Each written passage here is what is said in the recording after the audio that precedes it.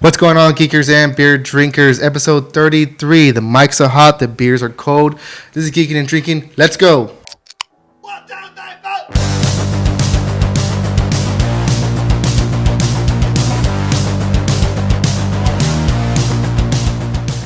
What is going on, guys? And welcome to another episode of Geekin and Drinkin. My mic's on. My mic is on. Okay, I'm just sorry.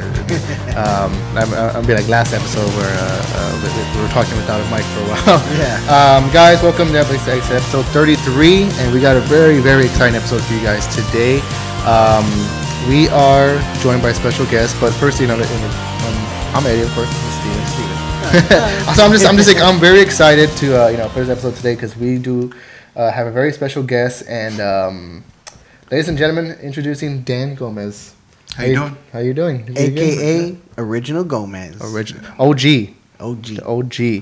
Dan Gomez is the founder of the San Antonio Cerveceros craft beer community, and we'll dive into all of that here in just a second. But thank you for inviting us. Inviting us to your home. Thanks for having me on the show. And thank you for being on the show. I mean, we extremely excited for this episode, and extremely excited to tell everybody at home about your club, and everything that it has to offer.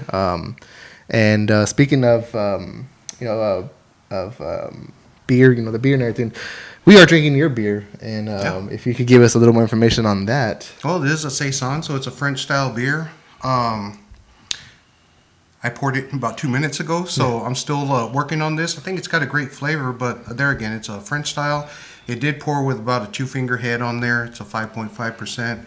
It's not all the way clear, but it's appropriate for the style. It's got good lacing on it. It's a light body, very refreshing, so something that goes really well in summertime, stuff like that. It's got a light peppery note to it. It's got Saaz hops, which adds to it with a real nice floral nose to it. So I think it came out really good. It's got a very low acid finish, very refreshing. I think it's a good intro beer for somebody that's wanting to brew it. Yeah. Also, if you're getting into craft beer, it's very inviting and welcoming to have a beer like this because it's not overpowering. Right. It's nothing that's going to scare anybody away. Oh, definitely not. I mean, we had a couple of glasses the other night, and man, it was really good. But you brewed this yourself, and that's pretty much where I want to start off right now. I mean, you are a home brewer. You founded this club for home brewers, by home brewers. Right. So a little bit about you. What led you to, get to that point where you're like, I want to brew my own beer? And it's been quite a while, but it was about 24 years ago I started home brewing, and I really wanted to get into it, but I didn't have anybody to help me out with it. There was tons of books. You can read a book, you can try something, but it doesn't exactly come out the way that you want it. So what I tried to do is try to find another club, try to find somebody that could mentor me, work with me, kind of like hold your hand, and this is what you do and this is why you do it. And I couldn't find anybody like that. So what I ended up doing, kept on reading the books for about a year, finally bought a little bit of a kit. And I am a fabricator by trade, so I fabbed up a couple of things, made some equipment, made a beer, and I ended up making a beer that came out pretty damn good. What kind of beer was that? It was it was an intro. Everybody likes to do something that's fairly simple but has a good flavor to it. So I did go with a Sierra Nevada clone. Okay. And if it had to hit, I would say that it hit at the 60 percentile. So all right. It wasn't bad, but very drinkable. We ended up floating that keg within 3 hours with about 5 buddies. So it couldn't have been that bad. And one thing, I mean, that if right off the back, and for people who are listening or watching, you're probably listening to Dan right now. You're like, man, his vocabulary talking about beer is out of this world, and that's something that you've picked up, being a brewer, all these years, starting off the club. So don't be afraid if you don't, you're not kind of like catching it. Because when I first spoke to Dan, I was like, man, I love the way you talk about beer. I wish I could get to that point. And he told me, he goes, you know what? I can help you get to that point. That's what led to, you wanted to join a club. There wasn't a club around. Was that what kind of made you? Yeah, so there wasn't a club around, so I brewed for that first year. I kind of got used to, the styles and techniques and things like that, and I improved on my equipment. And then a buddy of mine at work, heard me talking about it, and he was like, well, why don't you just start your own damn club? So, kind of looked into it, found out the American Homebrewers Association has something called Teach a Friend How to Brew. And it always happens at the end of the year. It's usually the very first week of November. And you get a group of friends to come on over. It turns into a potluck. They bring some beer that they've brewed or they bought at the store, do a little bit of research, talk about it. But then they come over to your house, hang out in the garage like we are right now, and then you brew a batch of beer. And a lot of people don't realize that, you brew the batch of beer, but it's not ready for 15, 20, 30 days later. Yeah. It's a 5 to 6 hour brew day, and then you put it into ferment, and then you have to condition it, keg it, bottle it, do all those things.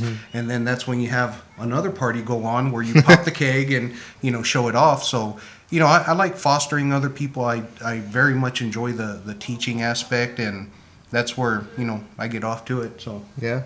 And excuses, guys. Again, like Dan just said, we are in his garage, just hanging out, shooting the episode. So if you hear stuff in the background, we kind of little apologize for that. But hey, it is what it is. So we go with the flow. It's homebrew, it's home garage. Yeah. Oh, yeah. There you go. That's So, see, I had a question I had earlier when you were talking about your first beer. You said it was a Sierra Nevada clone. Mm-hmm. What does that mean exactly? I mean, did that mean that you kind of followed the same ingredients, or the brewing process? Like, I mean, how? Yeah, whenever you do a clone, you can get online and you can look up whatever your favorite beer is, and if you do enough research, you can find out what a clone is. And a clone is just a duplicate of what your beer is. And there's a lot of guys out there that are geeking, and what a lot of them like to do, and it's one of my favorite things, is get a beer, try to decipher all the ingredients that are in there, and with past experience, figure out how do I want to brew it, how do I want to mash in, what kind of water profile do I want, things like that. And just like this beer, there's a certain flavor that I'm going after, and this is round number 2. Okay. I'm expecting by round number 4 it's going to be perfected, and it's going to come out exactly the way I picture it in my head and the way that I'm imagining it's going to taste. So I'm very research oriented, things like that. But yeah, you can go online. Went after Sierra Nevada. They were one of the very first craft beers in the United States, and it's a very simple beer. So first thing you do is, once it all ferments and you bottle it, and then you pour that first bottle, you take a look at the color, and it's like, damn, I get a real Sierra Nevada, pour that one, and do a side by side. My color's pretty good. It's like, wow, that turns out pretty good. So what's the next thing I want to do? I want to take a sniff of it. Hey, mine smells pretty good. Sierra Nevada, ooh, it smells better. This is my first beer, so it's like not too bad. Then the next thing you do is you take a sip, taste it, let it warm up on your tongue. All these flavors come out, and then you go taste that Sierra Nevada. Well, they had been in business a whole lot longer than I have, so yeah, they did a really good job. But keep on practicing. Ended up perfecting that one after 5 or 6 beers. But there again, very drinkable, very enjoyable. There's a lot of different things you can do with your own beer, and that's the whole excitement of doing it at home. So, just a quick question here. Can you elaborate a little bit more when you're saying, okay, this is round 2 of this beer that you brewed, and that you said that you're looking by round 4. What is to expect from round 2 to round 4? Just saying, because already just from it's a good beer. It's a good beer. It's a good beer. It's a good beer. I think I'm like, man, this is really good. So, and to hear that you're in a sense, quote unquote, not happy with it. I'm not happy yet. Well, if you take a look at your beer, some really nice lacing on there. Yours was the last one that I poured. So when you talk about lacing, it's all this all the leftover foam kind of stuff that's stuck at the top of the glass. Yeah, that settles out. That's a very desirable effect. Okay. But the one thing that I don't notice in there is it doesn't still have the head. So we're probably 3 or 4 minutes into this, and the head's already gone.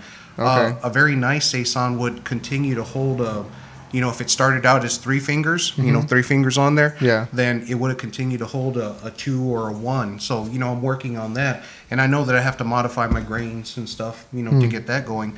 I do like the color. I like the fact that it's clear, but for it to be appropriate, it would be just slightly hazier than that. Okay. And then you'd also put a little bit more carbonation, so you'd see a little carbonation trail, things like that. So, like I say, you steadily have to build up to it, because beer is very, very simple, but it's also very simple to duplicate. And the reason I say beer is very simple is there's only 4 ingredients that you need to have to make beer. You need water, you need malted barley, or your grain. You need hops, and then you need yeast. If you have those 4 ingredients, you have beer. If you're missing one of those ingredients, it's not beer. But the only thing is when it comes to hops, there's 100 and some different varieties. When it comes to malt, there's 100 and some varieties. When it comes to water chemistry and profile, you can change that all day long. So exponentially, you can get billions and billions of beers coming out of those 4 ingredients. Yeah.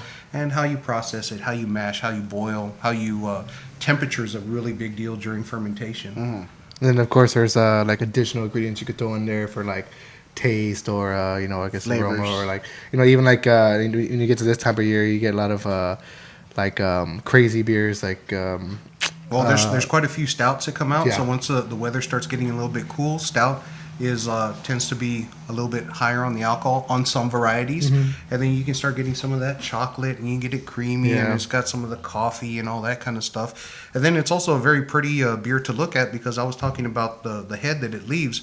On a saison, you get a really nice clean white head that I'm missing, so that's what I'm working on. But whenever you have a stout or a porter, you can get a chocolate head. It can be white. It can be creamy tan. Yeah. All kinds of stuff. And then you get some flavors in there.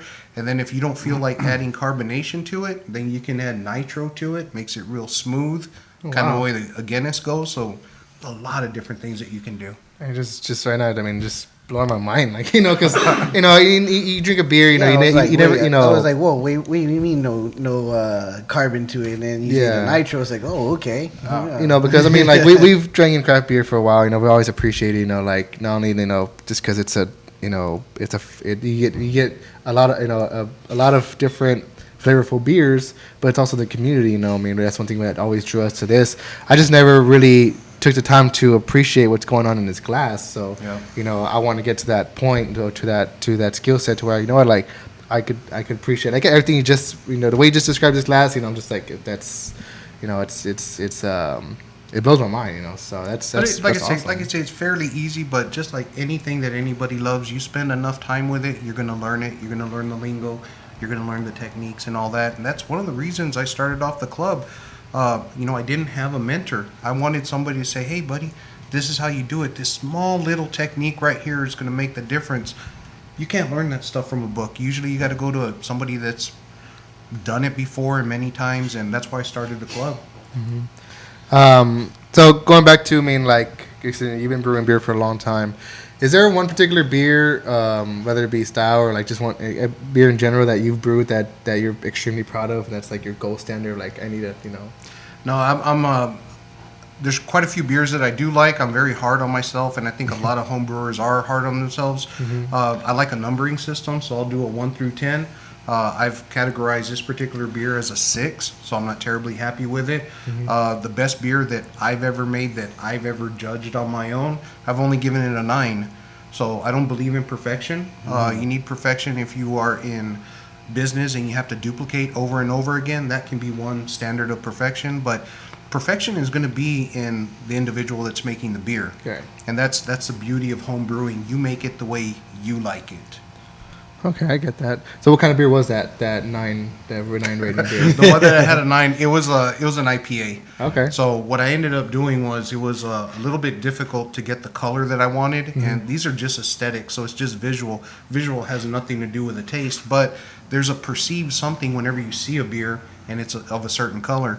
Well, the first thing is it poured with a 1-finger head, and it held on for the entire glass. Okay. So that was really nice. It was clean. It was clear. You could see a bubble trail coming through it, but it was also a bit of a hot bomb. You stick your nose in there and you get a whiff of it, and there was a lot of citrus, a lot of floral, a little bit of pepper. And, for all the pros that are out there, you're going to say, why would you want pepper in your beer? You know what? It was my beer. It was slightly there. I thought it came out great. But anyway, so now the perception is it's very light color. It's got a lot of nose to it.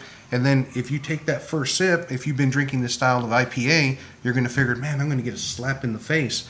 Take a sip of it, and it was really nice. It didn't slap your face. So your, the IBUs on that thing was about 125, but it tasted like it was about a 60. So it was nice and smooth and all.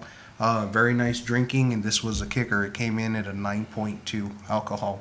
Oh, wow. So it was only something that you could maybe enjoy at Yeah. home, or you needed a designated driver Yeah. or something like that. So they went down real nice and smooth. But yeah, it was a good beer.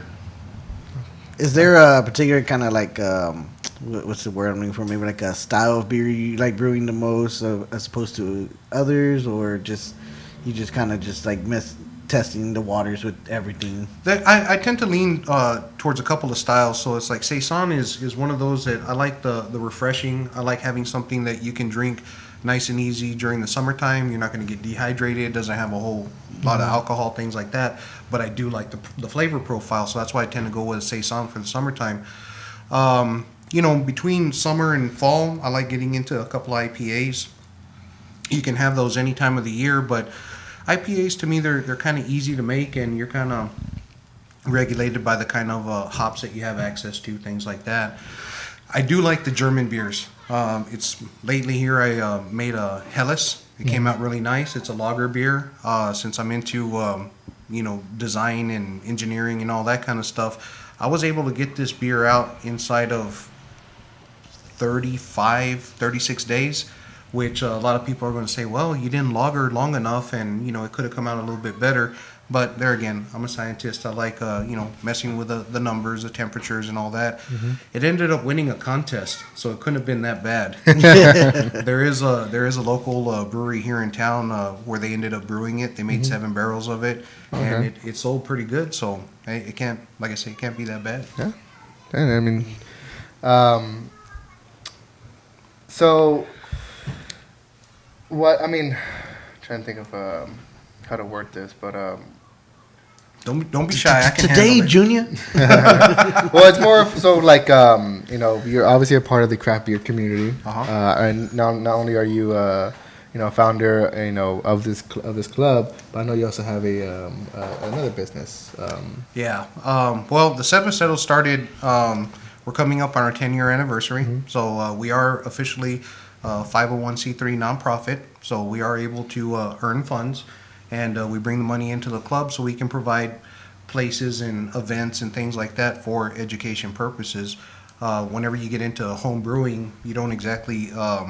It's not exactly inexpensive hobby to get into. Yeah. And part of the reason that we got the club started is you end up making friends. So somebody wants to get into home brewing, and then they find out, man, I got to buy a stainless steel pot, I got to buy a burner, I got to be a couple of $100 into it. Well, as a club member, you can rent some of these things from the club. You can partner up with some friends, make some friends real quick. You can brew on their equipment as you're learning. And then in time, you figure out, hey, is this the kind of hobby that I want to get into? And then slowly you start, buying your own equipment and, just perpetuating the thing over and over again. Right. So that's a little bit about the club. On the side, I also do brewery consulting. So we have had a couple of members come through our club. They've been presidents, vice presidents, secretaries, just club members in general, and they wanted to get into the brewing industry. So there are four, maybe 5 breweries here in San Antonio that before they even became a brewery, they started up with a club, and now I do brewery consulting. So my background is in engineering, so I do a lot of process work with machinery, things like that, and it kind of falls just in line with brewing. Yeah. You're making a product, you got machinery, you got to operate it in the right way, stick in the right recipe, process it, control it, all that kind of stuff, and then you end up with a good product. And then once it gets out into the market, your customers, they're either going to like it or not. So I help out the breweries so that they can make some really good beer, make it effectively, and so they can make a good profit margin on it. But you also just don't help out just as far as the brewing processors. When you say you help out the breweries, you also get a little bit more in depth with the servers as well. Oh yeah. So as far as the brewery goes, I help them spec out equipment, stuff before they even buy it, how they're going to lay it out in their brewery and things like that. And then once a brewery comes online, Texas has passed laws where you can have a brew pub. So now you can actually sell the beer at the brewery location, and we do some cross training with the servers, how to properly serve a beer, how to properly clean glassware, things like that, how to present it, how to talk about it. Sometimes somebody will come into your bar and say, I want a beer. And then the server will say, well, what kind of beer do you want? And that's the kind of like what you don't want to hear. You want to hear, hey, you know what? We have from lightest to darkest. We have from bold flavor to light flavor. We have very floral. We got chocolate. We got coffee. We got all these different things. What do you like? Yeah. Let me set you up with something that we have that you're going to like. Okay. And then the other thing too is, you put it in the appropriate glass. I think the beer that we're drinking right now, I keep on coming back to it. It's a Saison. Yes. You're going to see a mason jar, not the appropriate glass. That is a pint glass. It's not the appropriate glass for the beer, but it's the only thing that had the club logo on right now. So it's like kind of busted out. But there's appropriate glassware for different types of beers and stuff. And, a Saison would usually come out in a tulip. Okay. The little, it looks like a smaller wine glass kind of type of thing. Yeah, something like that with a short stem on there, and it looks very appealing. And then it's got a real small opening on the top. Yeah. And what you end up doing is you put the top of your lip on there, and then you stick your nose in there, and then you pick up those aromas and things. You need to have your nose working with your tongue to get all those flavors and things when you're tasting your beer. So yeah, you hear that? Whenever you go to the bar and they give you a weird glass, there's a reason behind it. Yeah. So it's almost like going to like a winery and where they twirl the wine and sniff it and You can swoosh it in your mouth. you can do all that kind of stuff, but it's just there's a point where you just get a little bit too geeky. But at some breweries, you just maybe just smell it, taste it. Yeah, There you go. but one of the first things when people are getting into beer, whether they want to brew it, taste it, just drink it or whatever, when the club's around, we have a lot of people that just hang around, and they'll tell you, you know what, I don't want to have nothing to do with brewing beer or anything. I just like hanging out with the people. There's really good people. I like drinking the beer, participating. They might be into food. They'll make a little bit of potluck. Everybody shares and things like that. But the very first thing that everybody gets into whenever you're drinking beer, and I'd love to do this class, you get the beer, and the first thing is you hold it up. You take a really good look at it. You hold it up to the light. Hey, wow, that's a talking point. There's something you can talk about with that. Then, of course, the next thing is you stick your nose in there, you give it a smell, and it's like, hey, that reminds me of certain things, and I have a feeling that it's going to taste a certain way. And then the next thing you do is you drink a little bit, and then everybody swallows it real quick. Time out, stop, let's do it over again.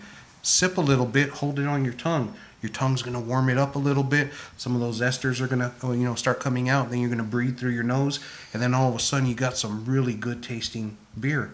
Take a swallow. Wait about 4 or 5 seconds. Take another little swig and swallow it. All kinds of flavors start coming out. Then everybody starts talking and chatting, and then all kinds of adjectives come out for explanations and describing your beer. That's the exciting part. There you go, you beer geekers. For those that are really into it, damn, that's some really detailed and intense stuff right there. Have you ever had somebody I've never even thought about doing it. Have you ever had somebody like the first thought comes to my mind, someone they're trying to do it, they're trying for the life of them to get the taste. Have you ever had someone who's just like, I just can't taste anything, you ever have they get frustrated I don't know what to say because it happens all the time. But there's a couple of things that we say in the club. It's try it. And a lot of people sometimes will look at a beer, and it's very notorious with darker beers. I don't like dark beer. Have you ever tasted one? Nope. You want to taste one? Nope. It's like, you know what? What the club says is try it. You don't have to like it. Just try it. And they'll give it a try, and they'll taste it, and then we'll go through the tasting, process and everything. And then all of a sudden, wow, that tastes really good. I thought it was going to taste different because it looks dark. Yeah. It didn't look appealing. So that's why I say just give it a shot. And then, there's another thing too. If you're into craft beer, no matter where you go in the United States and worldwide, you can always ask for a little shot of the beer that you're going to order. You drink it, you taste it, and then the bartender, the waiter, whoever, they'll say, do you like it or not? Yes. Go ahead and serve me up a pint of that one. So there's a lot of people that don't know that they have access to that. And the craft beer community is notorious for doing that kind of thing because they want you to taste it and then get you a pint that you're going to enjoy. Me and my wife recently went to Colorado, and that's kind of like one of the first things. Even me being a real big fan of craft beer, I mean, I myself still find myself like, I don't know what's good here. What do y'all serve that's good? What's y'all's best? What's y'all's top seller? And in Colorado, every brewery that we went to was like, oh, well, here, try this. They never really asked us like, well, what do you like to drink? They're like, here, give this a try, If you don't like it, if it's too strong for you, we'll go lower or we'll go higher Yeah. if it's not strong enough. Yeah. And it was just like, oh yeah, that's really good. And I go, let me get something like a step higher than this. All right, I got you. Hold on, try this one.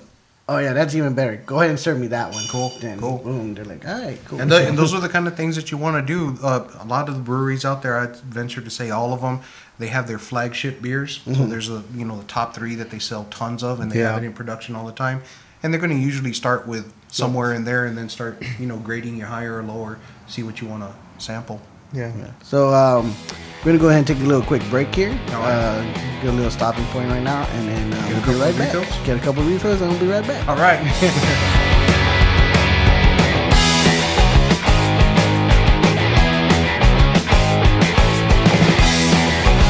And the mic is on, and welcome back to Geekin Drinkin episode 33. I almost talked with the mic off. That was a Again. rookie move. We're back with Geekin Drinkin podcast. If you're watching on YouTube, it's up. If you're listening on Spotify, which will be up this week, it will be up. Don't worry. Hello, welcome to the show. We are joined by Dan Gomez, original Gomez, OG and founder of Cerveceros Craft Beer Community Club. And once again, thank you for bringing us. Thanks for having us on. We spent the first half of the show talking mainly about you and your, what kind of led you to homebrew beer, and your favorite types of beer. But let's get into the club, All right. the Cerveceros Craft Beer Community Club, like I said. And I know you had a mission statement that you want to read to us. Yeah. So what our mission is ultimately is education, but we're building a responsible craft beer community through mentoring, teaching, and brewing, and it's that simple. I always wanted a mentor. Yeah. Didn't have one, so I developed mentorship. We got quite a few of other club members that do the same thing, and club's grown. We're up to about 76, 77 members this year. Okay. It kind of fluctuates, throughout the years, but we're doing pretty good. Quite a few events that we put on throughout the year. A lot of brewing. We have a monthly club meeting. Usually we get together somewhere, usually a local brewery or something. If we have the ability to do a beer share, we'll do it there. If not, then we'll just sample the beers that they have. We go over general business, what's coming up, volunteerism, brewing, all that kind of stuff. So a lot of things going on throughout the year. And one thing that really caught my attention was the membership fee. Yeah, Which is it's pretty fair. So as an individual, it's $30. But if you have a friend, a partner, a spouse, whoever that you want to come with you, $50 will get 2 of you into the club, and you get all kinds of benefits. We do have a rental program, so we have items that you can rent, borrow. You get a personal home brew. You get to come either to my place or I get to go to your place. We figure out what kind of beer you want to make. We were talking about clones, so we'll do a little bit of research. We'll put a recipe sheet together. I send you off to Homebrew Party, our local homebrew supply shop. You get all the supplies that you need. I provide the equipment, the teaching, the experience, and all that kind of stuff. And then we'll spend about 5-6 hours one day just brewing up the beer. Your friends can come over. Everybody learns. At the time, you're learning. You're making beer, but we're also doing a beer share. So we're sampling different stuff, having a good time. And then at the end of it, we pitch our yeast. That's what you call it when you put your yeast into your beer. You call it pitching it. And then it takes off. And for the next 15 to 25, 30 days, it's fermenting. And then throughout the course of all that, the individual gets to come back, transfer from the fermenter, put it into the either bottles or a keg or something like that. And then we make a plan, usually on some sort of Saturday. We'll get together, we'll pop the keg and then sample it. And it's very exciting the first time a home brewer brews for the first time, and then they taste their own beer. So it's always it can come out not so good sometimes, and they'll be very, very happy with it because there's a sense of ownership to it. There's a self pride that no matter what you make, it's going to taste good. Yeah. But I guarantee you, if I'm doing one of the classes, your beer is going to come out good. I will not lead you down the wrong path. We have all the equipment that you need to make a really good beer. And then throughout time, we'll do this a couple of times, and then you start buying your own equipment, and you start making good beer on your own. And then we ask you, as a club member, help teach somebody else. I was gonna say if if you ever taught us how to brew our beer and our first tasting, should I invite people I really don't like, or people I really do I like? guarantee you, you're gonna want to invite all your loved ones of people that you really do like. Yeah, like in the background, me and Steven are like, yeah, we put our first beer. It tastes amazing. And Dan's already like, it's not that good. No, y'all. I'm gonna give you guys a 5 right now. Yeah. You're For midpoint. the first go around, we tend to make a really good beer, but you'll get an even better appreciation for what goes into making it, because if you're doing this in the dog days of summer, it is hot as hell, and sometimes it's not fun. But then if you're in this season, we're in November right now, Right. it's nice and cool. There's the season for brewing, and also at the beginning of the year. So anyway, it's a labor of love. Is there like a separate charge for a brew class for non-members, or do you is that something y'all do? Usually what we do is we try to tell whoever wants to have the class, just become a member. That's the easiest way, and it's also a very nice lead into the club. If you really want to learn how to brew that bad, it's not a bad price. All the money gets turned around, and it's to provide things like all the equipment and setup and all that kind of stuff. I got to mention this, we are 100% volunteer, right? Okay. Nobody gets paid. Nobody. So it all goes back into the club. I volunteer a lot of time. We're in November right now. I'm at about 250 hours worth of volunteering my time this year. So I love it. I love doing the education. We do, like I say, monthly classes, all that kind of stuff. So you get quite a few benefits being a paid member. If you're not a paid member, you still get to come out to all our monthly classes. You don't have first dibs, but there are volunteer opportunities that you can do that you'll be put on the second burner. So there's Brews and Blooms. We take care of that twice a year. We always get volunteers to serve the beer, do setup, do tear down, do all that kind of stuff. You have first dibs on all that kind of stuff. You do not have to pay for your ticket. You go in, you get to sample more than 200 beers most of the time that we're out there. And you do your volunteer work, and you get to participate in the Brews and Blooms, things like that. We have Beer Week. I think that happens in March, May, somewhere in there. Yeah, one of those M months. Yeah. So we do that. So there's a particular day for Golden Age of Homebrew, and we're usually over under the bridge over there by Alamo, which is just off of their property. So we're able to. What do we have? 15 to 24 homebrew beers on tap on our private bar. Right. It's a portable bar. We serve them. It's free. It's open to the public, and you get to sample all these beers. We also have glassware, so it looks very much like that pint glass, but they are made out of acrylic and not glass, because we want to be safe and stuff like that. If you purchase one of those for $10, that's funds that come into the club, because it's very difficult to raise funds for the club, because we cannot sell beer. We're in Texas. Yeah, right. Yeah. We don't have a license for selling beer or anything. It's So sample. all the beer is free, but we give it to you in a little shot glass for free. Okay. You want a bigger pour? Buy the glass. Buy the glass. We pour it just a little bit more. Yeah. And like I say, man, 10 to 24 beers, homebrew beers at one location at one time. That's a heck of an opportunity, and we do that every year. You get like a mixture of different, whether it be someone who started off, their first beer, they're serving it there, to where it's like, kind of, you're not too sure about it, and you get someone that has like a really good homebrew beer. Oh yeah, there's a little bit of everybody. We have novice, we have mid grade, high grade. We got some people that they've been with our club for so long that we actually ask them, take it easy. You need to let some of the other people, have a chance at it, and then they'll end up serving their beer, maybe not in the contest or something like that. So we love people to come in brand new, and that's part of the reason that we're here. We want the brand new people, the people that don't know anything. We're constantly telling people all the time, well, I'm not sure I can make a good beer. If you made it through middle school, you have all the knowledge you need to make a good beer. Okay? So it's not that hard. It's very simple. Beer's been around for several thousand years. Oh, yeah. So it's only getting better. And we're here to help you build our community. Like I say, we're here to mentor, teach, brew, do all that kind of stuff. It's the reason I started the club. And another quick thing, I'm sorry, I just had another question. So going back to the classes, and doing your first homebrew as a member, and you said that you have y'all set a date after the fermenting for a taste. The taste, is that specifically for club members, or can that member who brewed the beer? Yeah, it's totally up to that member. So let's say you're the member, Right. and you come to me and we develop the beer, and then we have a day that we brew the beer, and then we keg it and all that kind of stuff. Yeah, my mom, my grandma, Whoever. Those are my only friends. Yeah. No, but it's whoever you invite. Yeah. Right. So it's not like we're going to get the whole club there, because you are making 5 gallons of beer. Whenever you make beer, you make it in 5-gallon increments, 5, 10, 15.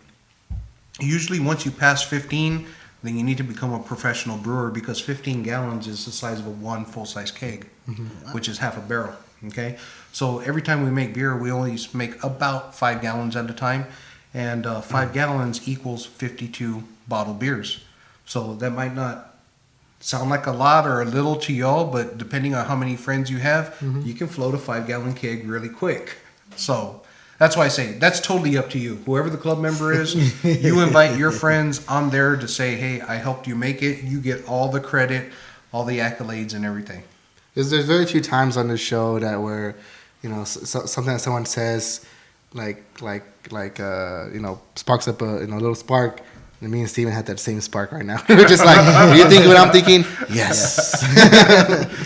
But wow, for like so. For only $30 or $25 for a couple. $50. $50 a whole year membership, and you get all the stuff you just mentioned right now. All that stuff that we mentioned, plus voting rights, and you can volunteer to maybe I can find a brewery that wants to sponsor us, and then you talk with them. You can make all the arrangements and everything, and then we can do what they call a collaboration. Yeah. Since we are a nonprofit, we're able to raise funds for other nonprofit organizations.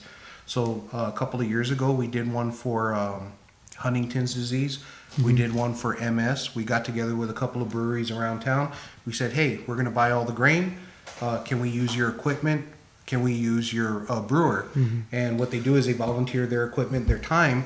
We make the beer, and since they have the license, it's made on their property. Everything's legal. And then what we end up doing is taxes come up, so we pay the taxes, but now we have a keg of beer. And then ultimately what the brewery does is they put it on their tap, and 100% of those proceeds go to whatever cause that we're going after. So for in the case of Huntington's and MS and all that kind of stuff, we've made several $1,000s for other causes, Right. and it's all through community brewing beer. Of course, we have other raffles and things like that. So, yeah, and it's all through beer, because beer's fun. No matter what happens, beer is always fun. It's always. Yeah. Well, I'm sold. I'm real eager. I really am. I mean, ever since we met once the day before. We spent like 4 hours talking. Yep. You got me. You had me at hello. Hey, you got one more friend that you can add to your list, right? So where can one go to sign up? Go to our website. It's San Antonio Cerveceros.org. It'll be right here. Yeah. Somewhere. So if you can see this little logo, or it's going to be printed down there, Cervecero. I got to get back to this just really quick. Cervecero is a brewer, so it's Spanish. Okay. We did that on purpose. There's a bunch of different little quirky names and stuff that homebrew clubs have, but we want to have some style, class, credibility, things like that. So we chose Cerveceros. Everybody knows cerveza, and even if you don't speak Spanish, everybody knows cerveza. And as long as you know that beer is associated somehow or another. And then Cervecero is somebody that brews beer, so it's a brewer. So we've been around. We're coming up on our 10th anniversary. Look us up. Go online. There's one of the tabs that comes down. It says join. You can just punch all your numbers in there, put your credit card in, and you can become a member. And you can start following us and participate in all the things that we do.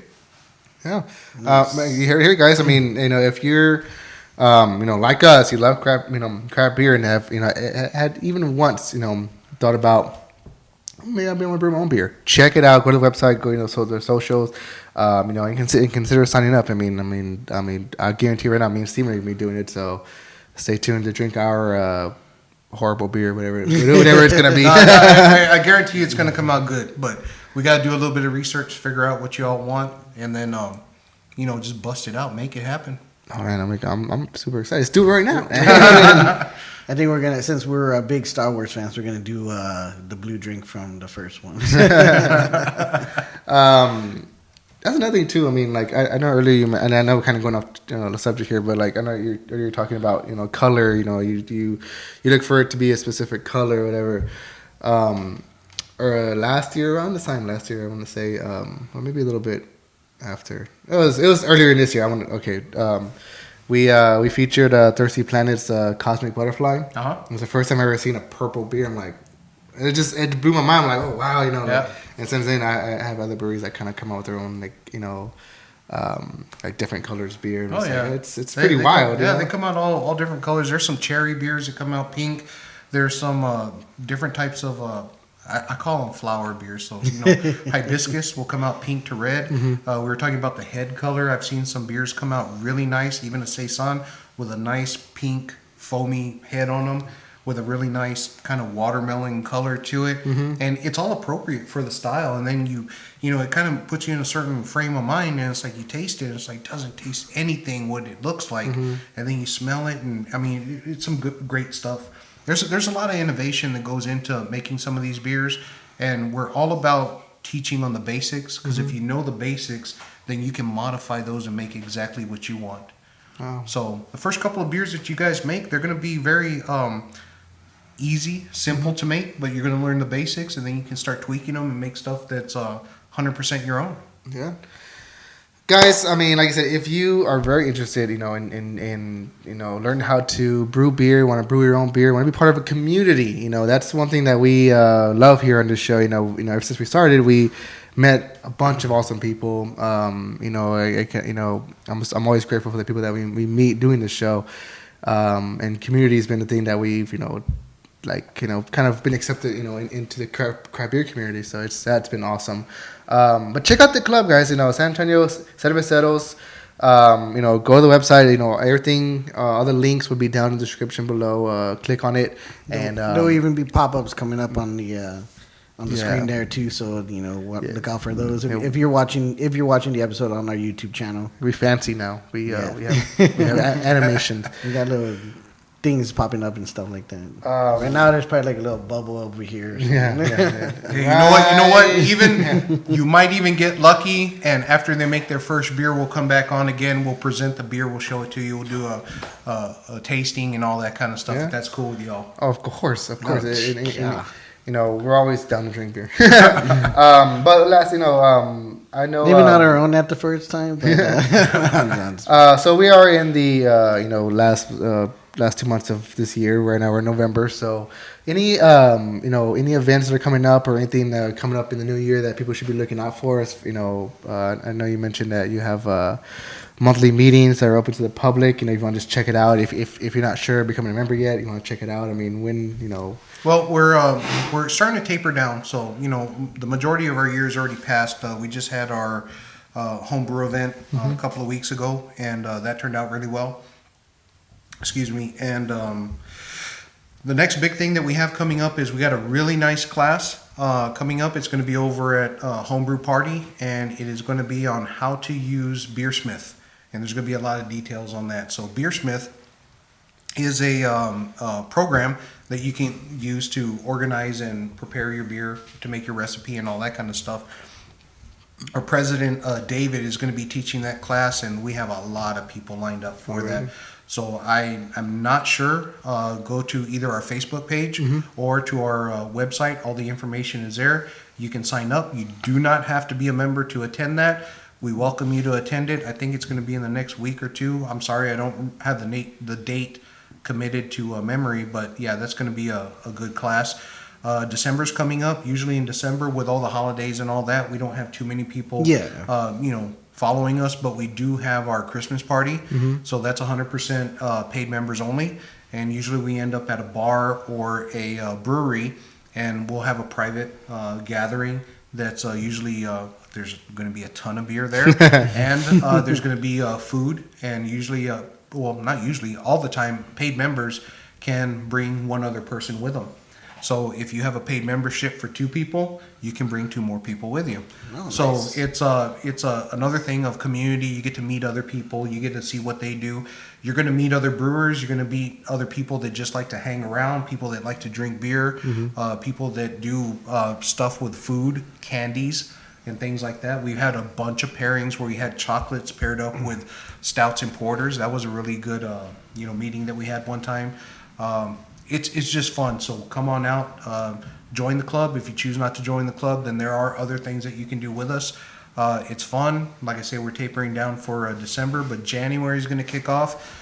January, everybody's finished up with all the Christmas stuff, and then they come out and they want to do something new and exciting for the year. So some of the people like to go to the gym, and then the other people like to come to our club so they can learn how to make beer. Yeah. So yeah, that's get healthy with beer. So just kind of a quick thing to, I see we have a few things here in front of us. Do you mind kind of explaining some of this stuff? I know we have this book right here in front of us. Oh, kind yeah. of We got this. This is a beer judge certification program. These are all the official rules to how a beer should taste, smell, how it should be perceived, and things like that. So if you're a professional brewery and you go to Great American Beer Festival or World Beer Festival and all those kinds of things, you end up entering your beer and you put it under a certain category. There again, we're drinking Saison, so it's a 16C. You put it under that category and then it gets judged. And it gets judged according to a certain series of things that needs to happen. And then if you win, then you're the grand champion, you get a gold medal and all that kind of stuff. So this is a very good book to have. It's a nice reference. It's a BJCP, Beer Judge Certification Program. You can find it on bjcp.org. You can get it for free, or you can get a printed copy of it. Something I strongly recommend that everybody gets, whether you like to brew or you just drink beer. This can get you really familiar with different styles of beers that are out there. Okay.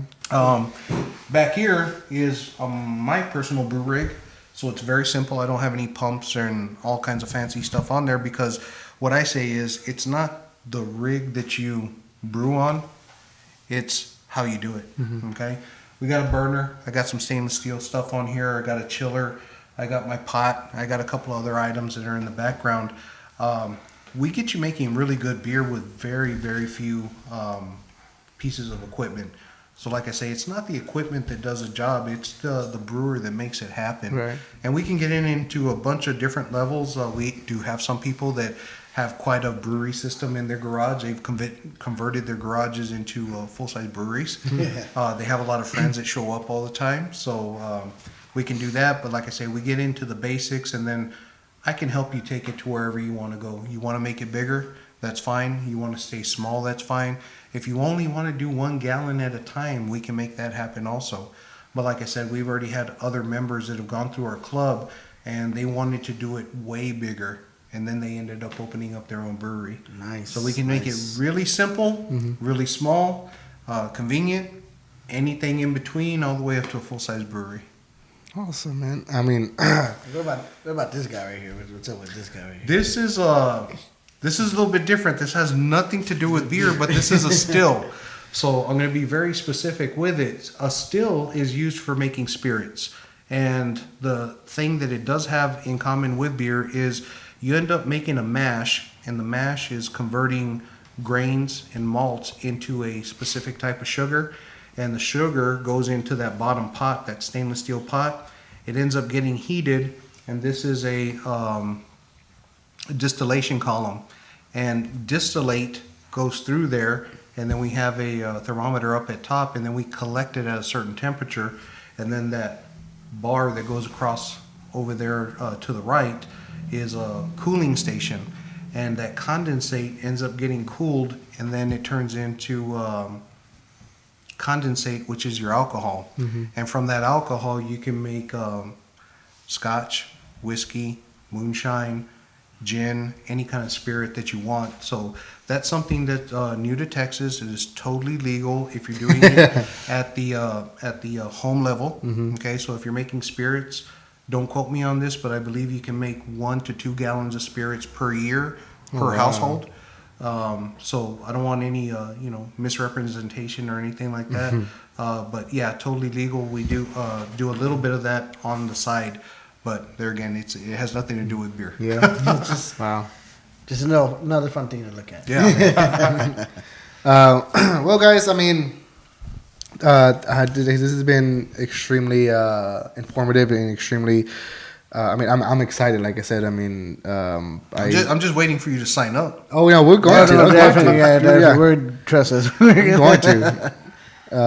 But yes, so guys, like I said, once again, if you guys are the least interested in beer, brewing beer, making your own beer, check out the San Antonio Cerveceros website, their Facebook, talking about on social media, see what they have to offer and sign up. Like I said, $30 or $50 for a couple for a year membership, and you get. Can they also look on their website and your social media for meetings if they ever just want to? Yeah. San Antonio Cerveceros. You go to our website. You go to Facebook. They have all the meetings posted on there. Okay. We do a lot of stuff through Eventbrite.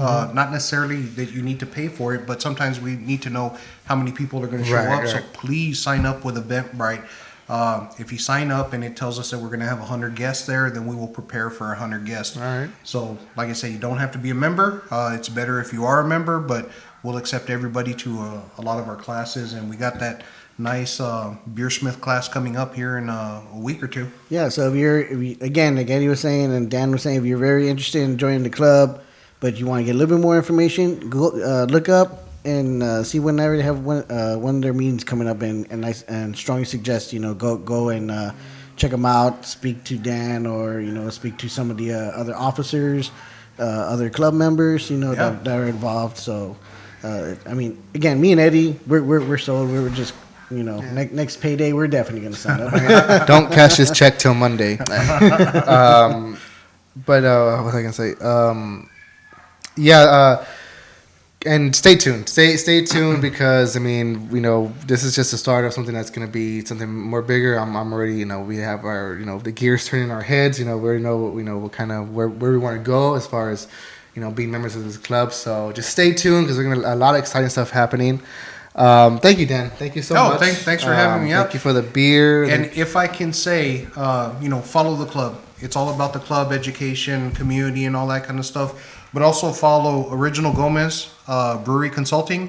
You can find me on Facebook. If you are at the stage where you already know how to brew and you're thinking about getting into a brewery, give me a call. Consultation is free. We can figure out something from there. And everybody else that thinks that they want to start a brewery but you don't know how to brew yet, join the club.